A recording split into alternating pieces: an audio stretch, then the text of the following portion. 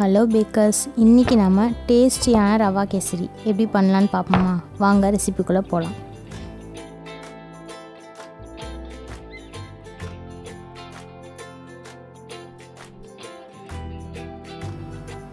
அதுக்கு முதல்ல நெய் 1/4 கப் எடுத்துக்கோங்க. அதில் முந்திரி 20 கிராம் சேர்த்து பொன்னிறமாக வர வரைக்கும் நல்லா வறுத்து எடுத்துக்கோங்க.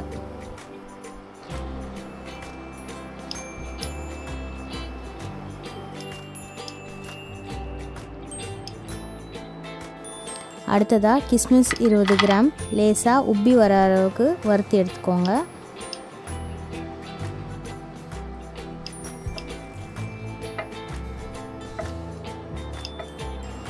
அதே கடாயில் ரவை 1/2 கப் சேர்த்து வறுத்துக்கலாம்.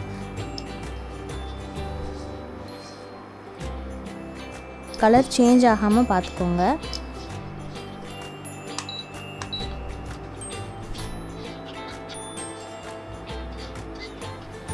கடையில் வாங்கின வறுத்த ரவையாக இருந்தாலும் வீட்டில் ஒரு வாட்டி வறுத்து எடுத்துக்கோங்க.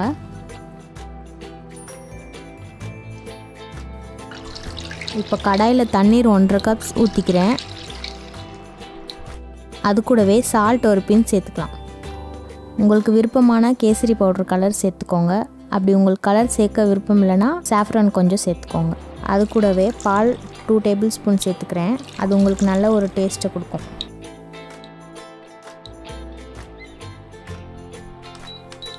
இதெல்லாம் சேர்த்ததுக்கப்புறம் நல்ல கொதி வந்தோன்னே வறுத்து வச்ச ரவையை அது கூடவே சேர்த்துக்கிறேன்.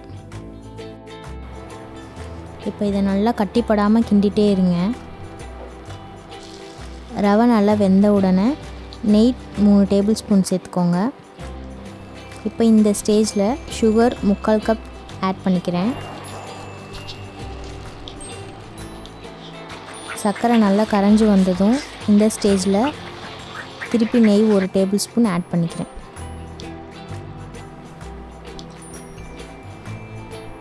இந்த மாதிரி பேனில் ஒட்டாமல் பதத்தில் வரணும்.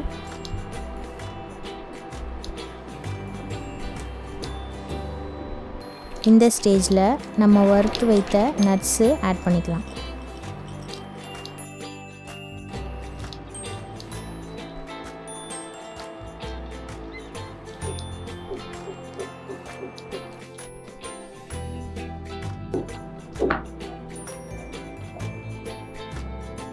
அவ்வளோதாங்க, ஈஸியான சிம்பிளான டேஸ்டியான ரவா கேசரி ரெடி.